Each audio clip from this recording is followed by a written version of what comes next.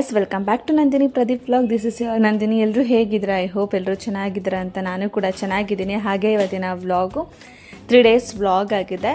ಅದರಲ್ಲಿ ಒಂದು ದುರ್ಗಮ್ಮನ ಜಾತ್ರೆದು. ಸೊ ನಮ್ಮ ಒಂದು ಫ್ಯಾಮಿಲಿ ಎಲ್ಲರೂ ಕೂಡ ನಮ್ಮ ಮನೆಗೆ ಬಂದಿದ್ದರು.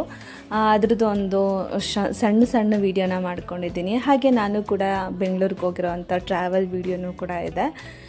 ಜಸ್ಟ್ ನಾನು ನಮ್ಮ ಅಕ್ಕ ತುಂಬ ದಿನ ಆಗಿತ್ತು ನಮ್ಮ ಅಕ್ಕಂದಿನ ಮೀಟ್ ಮಾಡಿ. ಹಾಗೆ ನಾನು ಊರಿಗೆ ಹೋಗಿ ಅರ್ಪಿತಂಗೆ ಬೇಬಿ ಆಗಿನೂ ಕೂಡ ತುಂಬ ದಿನ ಆಗಿತ್ತು. ಸೊ ನೋಡೋಕ್ಕೆ ಅಂತ ಅಂದ್ಬಿಟ್ಟು ಹೋಗಿದ್ರಿ. ಹಾಗೆ ಒಂದು ಸ್ವಲ್ಪ ಶಾಪಿಂಗ್ ಎಲ್ಲ ಮಾಡಿದ್ರಿ. ಸೊ ಅದಷ್ಟು ವೀಡಿಯೋ ಇದರಲ್ಲಿದೆ. ಫಸ್ಟು ನಾವು ಅತ್ತವರೆಲ್ಲ ಬಂದ ತಕ್ಷಣ ಅವತ್ತಿನ ದಿನ ಸಾಯಂಕಾಲನೇ ನಾವು ದರ್ಶನ ಮಾಡಿದ್ರಿ. ಯಾಕೆ ಅಂದರೆ ನೆಕ್ಸ್ಟ್ ಡೇ ಫುಲ್ಲು ರಶ್ ಆಗಿಬಿಡುತ್ತೆ ಅಂತ ಅಂದ್ಬಿಟ್ಟು. ಸೊ ಅವ್ರು ಬಂದಿದ್ದು ಹಬ್ಬದ ದಿನವೇ.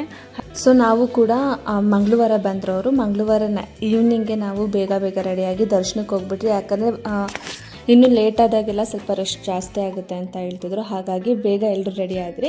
ಇಡೀ ಫ್ಯಾಮಿಲಿನೇ ಹೋದ್ರಿ ನಾವು ದರ್ಶನ. ಫಸ್ಟ್ ನಮ್ಮ ಕಣ್ಣಿಗೆ ಕಾಣಿಸಿದ್ದು, ನಾವು ಒಳಗಡೆ ಹೋಗ್ತಿದ್ದಂಗೆ ಅಂದರೆ ರೋಡ್ಗೆ ಹೋಗ್ತಿದ್ದಂಗೆ ನಮ್ಮ ಕಣ್ಣಿಗೆ ಕಾಣಿಸಿದ್ದು ಬೆಣ್ಣೆ ಅಲಂಕಾರ ಮಾಡಿರೋಂಥ ಮುದ್ದು ಗಣಪತಿ.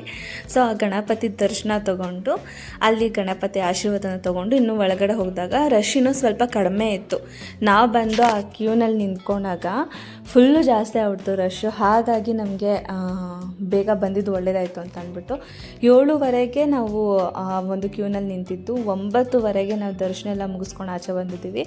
ಹಾಗೆ ಅಲ್ಲಿರೋ ಅಲಂಕಾರಗಳನ್ನೆಲ್ಲ ನೋಡಿ ಮತ್ತು ಅಲ್ಲಿ ಹಾಕ್ತಿರೋವಂಥ ದೀಡ್ ನಮಸ್ಕಾರಗಳು ಎಷ್ಟು ಚೆನ್ನಾಗಿ ಕಾಣಿಸ್ತು. ನಮಗೆ ಬೋರ್ ಅನ್ನಿಸ್ಲಿಲ್ಲ. ಈ ಒಂದು ನಿಂತಿದ್ದಕ್ಕೂ ಏನನ್ನಿಸ್ತು, ಒಂದು ಸ್ವಲ್ಪ ಬೇಜಾರು ಕೂಡ ಅನ್ನಿಸ್ಲಿಲ್ಲ. ಅಲ್ಲಿರೋ ಒಳಗಡೆ ಇರೋ ಡೆಕೋರೇಷನ್ನು ಮತ್ತು ದೇವ್ರನ್ನೆಲ್ಲ ನೋಡಿ ನಮ್ಗೆ ತುಂಬಾ ಖುಷಿ ಆಯಿತು. ಅದರಲ್ಲೂ ಅಲಂಕಾರ ಅಂತೂ ಎಲ್ಲ ಹೂವು, ಹಣ್ಣು, ಆಮೇಲೆ ಸೊಪ್ಪು, ತರಕಾರಿ ಇದರಲ್ಲೆಲ್ಲ ಸೇರಿ ಅಲಂಕಾರನ ಮಾಡಿದರು. ಎಷ್ಟು ಖುಷಿ ಆಯಿತು ಗೊತ್ತಾ ಇದನ್ನೆಲ್ಲ ನೋಡಿಬಿಟ್ಟು. ನೀವು ನೋಡ್ತಿರ್ಬೋದು, ನನಗೆ ಇಲ್ಲಿ ಮೇಲ್ಗಡೆ ಎಲ್ಲ ಸ್ವಲ್ಪ ಸಕ್ಕದಾಗಿ ಮಾಡಿದರು. ಹಾಗೆ ಇಲ್ಲಿ ಕೆಳಗಡೆ ಎಲ್ಲ ದೀಡ್ ನಮಸ್ಕಾರ ಎಲ್ಲ ಮಾಡ್ತಾಯಿದ್ರು. ಹಾಗೆ ನಾವು ದರ್ಶನ ಎಲ್ಲ ಮುಗಿಸ್ಕೊಂಡು ವಾಪಸ್ ಮನೆಗೆ ಬರೋ ಅಷ್ಟೊತ್ತಿಗೆ 10:45 ಆಗಿತ್ತು. ಸೊ ನಾವೇನು ಅಂದ್ಕೊಂಡೋದ್ರಿ ಅಂದರೆ ಅಷ್ಟೊಂದೇನು ರಶ್ ಇರಲ್ಲ, ಮೇ ಬಿ ಕಡಿಮೆ ಇರುತ್ತೆ ಅಂದ್ಕೊಂಡೇ ಹೋಗಿದ್ದು.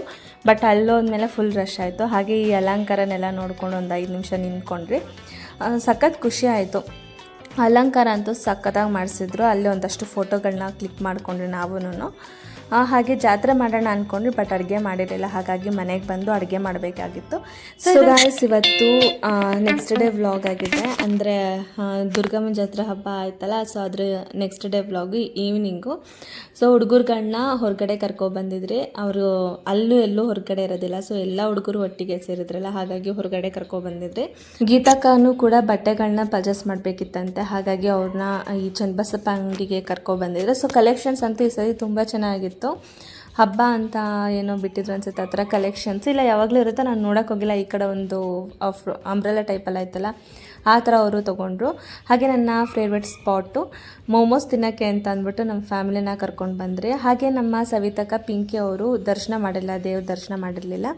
ಆವತ್ತಿನ ದಿನ ನೈಟು ಕೂಡ ನಾವು ದೇವ್ರ ದರ್ಶನಕ್ಕೆ ಹೋದ್ರಿ. ಸೊ ಅಲ್ಲಿ ಏನಾಗಿತ್ತು ಅಂತ ಅಂದರೆ, ನಾವು ಈ ಕಡೆಯಿಂದ ಹೋದಾಗ ಫುಲ್ಲು ಫ್ರೀ ಇತ್ತು. ಹಾಗೆ ಅಲ್ಲಿ ಒಂದಷ್ಟು ರಶ್ ಇತ್ತು, ಒಂದಷ್ಟು ಜನ ಕ್ಯೂನಲ್ಲಿ ನಿಂತಿದ್ರು. ಅಲ್ಲಿ ಹೋಗಿ ನಿಂತ್ಕೊಂಡ್ರೆ ಮೋಸ್ಟ್ಲಿ ಗೇಟ್ ಓಪನ್ ಮಾಡ್ತಾರೆ ಅನ್ನೋದು ಡೈರೆಕ್ಟ್ ದರ್ಶನ ಅದು. ಸೊ ಅಲ್ಲಿ ದೇವಸ್ಥಾನದ ಪಕ್ಕನ ಒಂದು ಸಣ್ಣ ಗೇಟ್ ಇದೆ. ಅಲ್ಲಿ ಹೋಗಿದ ತಕ್ಷಣ ಅವರು ನಾವು ಒಂದು 5 ನಿಮಿಷ ಅಷ್ಟೇ ಆಗಿದ್ದು ನಿಂತು ಮತ್ತೆ ಓಪನ್ ಮಾಡೇ ಬಿಟ್ರು ಅಲ್ಲಿ ಗೇಟ್ನ. ಸೊ ಒಳಗಡೆ ಹೋಗಿ ಬೇಗನೆ ದರ್ಶನ ಮುಗೀತು. ವಾಪಸ್ ಬಂದು ಜಾತ್ರೆ ಮಾಡೋ ಅಷ್ಟೊತ್ತಿಗೆ ಮಿನಿಮಮ್ ಅಂದರೆ 3 hours ತೊಗೊಂಡಿದ್ದೀವಿ ನಾವು. ಯಾಕಂದರೆ ಕಾಲಿಡೋಕ್ಕೂ ಜಾಗ ಇಲ್ಲ, ಅಷ್ಟು ರಶ್ ಇತ್ತು. ಸೊ ಇವತ್ತಿನ ದರ್ಶನ ಈ ಥರ, ಅಂದರೆ ಇವತ್ತಿನ ಡೆಕೋರೇಷನ್ ಅಮ್ಮನ ಅಲಂಕಾರನ ಈ ಥರ ಮಾಡಿದರು. ಅಷ್ಟು ಸರಿಯಾಗಿ ಕ್ಲಾರಿಟಿಯಾಗಿ ತೆಗೆದಿಲ್ಲ. ಸೊ ಅದರಲ್ಲೇ ಅಡ್ಜಸ್ಟ್ ಮಾಡ್ಕೊಳ್ಳಿ. ಹಾಗೆ ಕಾಯೆಲ್ಲ ಹೊಡಿಬೇಕಾದಾಗ ಇನ್ನೊಂದಷ್ಟು ಫ್ಯಾಮಿಲಿ ಸಿಕ್ಕಿದ್ರು, ಅವ್ರನ್ನ ಕೂಡ ಮಾತಾಡಿಸ್ಕೊಂಡು ಸೊ ರಿಟರ್ನ್ ಮನೆಗೆ ಬಂದರು. ನೆಕ್ಸ್ಟ್ ಡೇ ಅವರು ಕೂಡ ಅತ್ತವರು ಕೂಡ ಹೊರಟರು, ಮಮ್ಮಿನೂ ಕೂಡ ಹೊರಟರು. ಸೊ ತುಂಬಾ ಬೇಜಾರಾಗ್ತಾಯಿತ್ತು.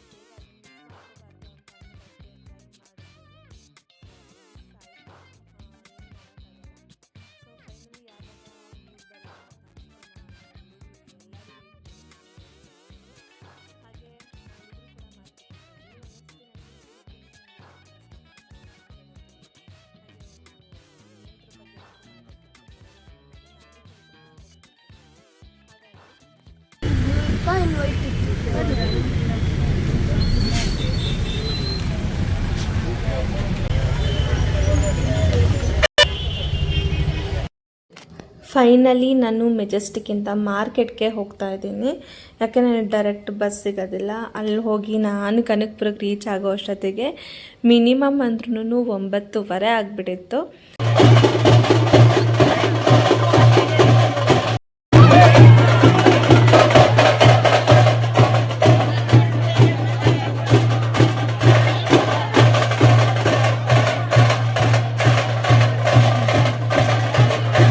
ಸೊ ನಾನು ಫಸ್ಟ್ ಹೋಗ್ತಿದ್ದಂಗೆ ನನಗೆ ಸಿಕ್ಕಿದ್ದು ನಮ್ಮ ಅಕ್ಕ ಮತ್ತು ನನ್ನ ತಂಗಿ ಇಬ್ಬರೂ. ಅವರಿಬ್ಬರು ನನ್ನೇ ಹುಡುಕ್ತಿದ್ರು. ಅದಕ್ಕೆ ನಾನು ಈ ಕಡೆ ನಿಂತಿದ್ದೆಲ್ಲ ಝೂಮ್ ಮಾಡಿ ಒಂದು ವಿಡಿಯೋ ಮಾಡಿಕೊಂಡೆ. ಸೊ ಅದಾದಮೇಲೆ ನಾನು ಅವ್ರ ಹತ್ರ ಹೋದೆ. ಅವರೆಲ್ಲ ಸೇರ್ಕೊಂಡು ನಾವೆಲ್ಲ ಸೇರಿಕೊಂಡು ಈ ಆಂಜನೇಯ ಸ್ವಾಮಿ ದರ್ಶನ ಮಾಡೋಕ್ಕೆ ಅಂತ ಬಂದರೆ. ಸೊ ಈ ದೇವ್ರ ನೆನಪಾಗಿದ ತಕ್ಷಣ ನನಗೆ ನೆನಪಾಗೋದು ಫಸ್ಟು ನಮ್ಮ ಮಾಮ ಅವರು, ಹಾಗೆ ನಮ್ಮ ಮಾಮ 3 ಜನನೂ ನೆನಪಾಗ್ತಾರೆ. ಯಾಕಂದರೆ ಅವರು ನಿಂತು ಮಾಡ್ತಾರೋ ಅಂತ ಕಟ್ಸಿರೋ ಅಂಥ ದೇವಸ್ಥಾನ. ಅವರೇ ಮುಂದೆ ನಿಂತು ಎಲ್ಲ ನೋಡ್ಕೊತಿರೋದು. ಸೊ ದೇವ್ರ ದರ್ಶನ ಎಲ್ಲ ಮಾಡಿಕೊಂಡು ಹಬ್ಬ ಎಲ್ಲ ಮುಗಿತಲ್ಲ, ಇನ್ನು ಊಟಕ್ಕೆ ಹಾಕ್ತಿದ್ರು. ಹಾಗೆ ಊಟಕ್ಕೆ ಅವರೆಕಾಳು ಗೊಜ್ಜು, ಮುದ್ದೆ, ಪಾಯಸ, ಅದ್ರ ಜೊತೆ ಒಂದು ಬೂಂದಿ, ಅನ್ನ, ರಸಮ್ ಎಲ್ಲ ಮಾಡಿದರು. ಈ ಒಂದು ಅವರೆಕಾಳು ಗೊಜ್ಜನ್ನ ನಾನು ಎಷ್ಟು ಮಿಸ್ ಮಾಡ್ಕೊತಿದ್ದೇನೆ. ನನ್ನ ಮದುವೆ ಆದಾಗಿಂದ ಇದೇ ಫಸ್ಟ್ ಟೈಮ್ ನಾನು ಇಲ್ಲಿ ಊಟ ಮಾಡ್ತಾ ಇರೋದು. ಹಾಗೆ ಊಟ ಎಲ್ಲ ಮಾಡಿಕೊಂಡು ನಮ್ಮ ಅಕ್ಕ ಮತ್ತು ನಮ್ಮ ಭಾವನ ಮನೆಗೆ ಬಂದರೆ. ಸೊ ಅಲ್ಲೇ ಒಂದು ರೆಸ್ಟ್ ಮಾಡೋಕ್ಕೆ ಅಂತ ಅಂದ್ಬಿಟ್ಟು ನಮ್ಮ ಭಾವನ ಅಲ್ಲೇ ಉಳ್ಕೊಂಡು ಪಾಪ ಎಷ್ಟೊತ್ತು ಗಂಟೆ ವೆಯ್ಟ್ ಮಾಡ್ತಿದ್ಲು. ನಮಗಂತೂ ಹೋಗೋಕ್ಕೆ ಆಗಿಲ್ಲ. ಸೊ ಇಲ್ಲೇ ಟೈಮ್ ಸ್ಪೆಂಡ್ ಆಗೋಯ್ತು ನಮಗೆ. ಹಾಗಾಗಿ ಅವಳು ಸ್ವಲ್ಪ ರೆಸ್ಟ್ ಮಾಡಲಿ ಅಂತ ಅಂದ್ಬಿಟ್ಟು ನಾವು ಇನ್ನೂ ಹೋಗೋಕ್ಕೆ ಹೋಗಿಲ್ಲ. ಹಾಗೆ ನಾವು ಸಿಕ್ಕಿರೋದೇ ಅಪರೂಪ. ಎಷ್ಟು ಮಾತಾಡ್ತೀವಿ ಅಂದರೆ ಸೊ ಎಲ್ಲ ಅಕ್ಕ ತಂಗಿರ್ಗೂ ಅಂದರೆ ಗೊತ್ತಿರುತ್ತೆ. ಅಕ್ಕ ತಂಗಿರೆಲ್ಲ ಇರ್ತಾರಲ್ಲ ಅವರು ಅವತ್ತಿನ 1 ವರ್ಷವಾಗೋಷ್ಟು ಮಾತಿಟ್ಕೊಂಡಿರ್ತಾರೆ. ಅವ್ರು ಸಿಕ್ಕಿದ ತಕ್ಷಣ ಎಲ್ಲ ಬಡಬಡಾಯಿಸ್ಬಿಡ್ತಾರೆ. ಸೊ ಎಷ್ಟೊಂದು ಮಾತಾಡಿದ್ದೀವಿ ಅಂದರೆ ಸೊ ಮಕ್ಕಳೆಲ್ಲ ಮಲ್ಕೊಬಿಟ್ಟಿದ್ರು. ಬರೀ ನಾನು ನಮ್ಮ ಅಕ್ಕ ಇಬ್ಬರು ಕೂಡ ಎದ್ದು ಮಾತಾಡ್ತಿದ್ದಿದ್ದು.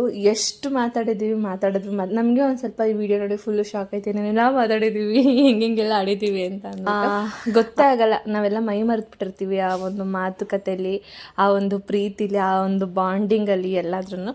ಸೊ ಇದರಲ್ಲಿ ನಮ್ಮ ಭಾವನ ಒಬ್ಳು ಮಿಸ್ ಆಗಿದ್ಲ. ಹಾಗೆ ಇನ್ನು ಅರ್ಪಿತಾ ಅವಳು, ಅಮ್ಮಣಿ ಅಕ್ಕ ಅವರೆಲ್ಲ ಬಾಣನ ತಂದಲ್ಲೆಲ್ಲ ಫುಲ್ಲು ಬ್ಯುಸಿ ಆಗಿಬಿಟ್ಟಿದ್ರು.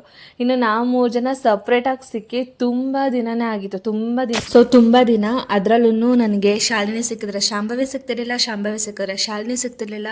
ಈ ಒಟ್ಟಿನಲ್ಲಿ ನಾನು ಬೆಂಗಳೂರಿಗೆ ಹೋದಾಗ ಇವರಿಬ್ಬರಲ್ಲಿ ಯಾರಾದರೂ ಒಬ್ಬರು ನೋಡ್ತಾ ಇದ್ದೆ ಅಷ್ಟೇ. ಸೊ 3 ಜನ ಸಿಕ್ಕಿ ತುಂಬ ದಿನ ಆಯಿತು. ಹಾಗೆ ತುಂಬ ವಿಷಯಗಳನ್ನ ಶೇರ್ ಮಾಡ್ಕೊಂಡ್ವಿ, ತುಂಬ ಘಟನೆಗಳನ್ನ ನಾವು ಹಂಚ್ಕೊಂಡ್ವಿ, ತುಂಬ ಕಷ್ಟಗಳನ್ನ ಹಂಚ್ಕೊಂಡ್ವಿ.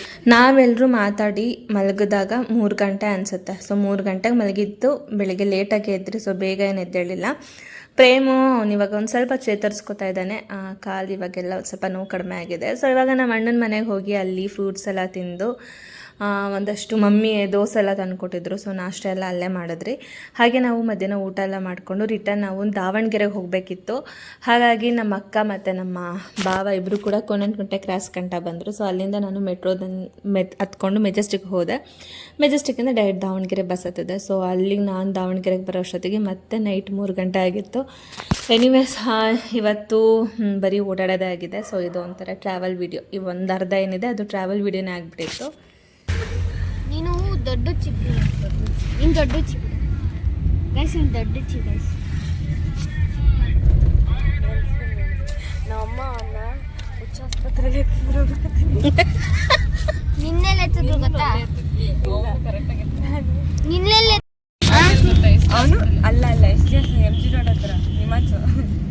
ನಿನ್ನೆಲ್ಲ ಎತ್ತಿದ್ರು ಗೊತ್ತಾ? ಕಚ್ಚೆ ಮೋರಿಯಿಂದ ಎತ್ತಿದ್ರು ನೋಡಿ. ಅವ್ರು ಇಂಡೈರೆಕ್ಟ್ ನಿನಗೆ ಅವಮಾನ ಮಾಡ್ತಾರೆ.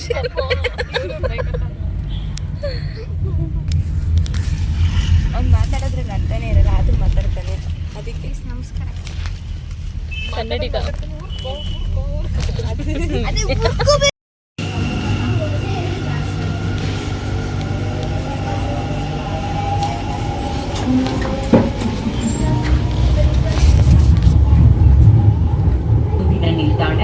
National College.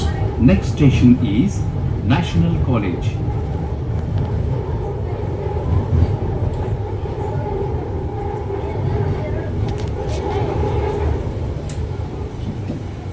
ಅದಂತೂ ಇವಾಗ ಹೊರಟಿದ್ದೀವಿ. ಫೈನಲಿ ಇವತ್ತಿನ ಒಂದು ವ್ಲಾಗ್ ಈ ಥರ ಇತ್ತು. ನಿಮ್ಗೇನಾದರೂ ಈ ವಿಡಿಯೋ ಇಷ್ಟ ಆಗಿದೆ ಪ್ಲೀಸ್ ಒಂದು ಲೈಕ್ ಮಾಡಿ, ಶೇರ್ ಮಾಡಿ, ಸಬ್ಸ್ಕ್ರೈಬ್ ಮಾಡಿ. ನಿಮಗೂ ಯಾರಾದರೂ ಕ್ಯೂಟ್ ಆಗಿರೋ ಅಕ್ಕ ತಂಗಿರಿದ್ರೆ ನನಗೆ ಕಮೆಂಟ್ ಮಾಡಿ.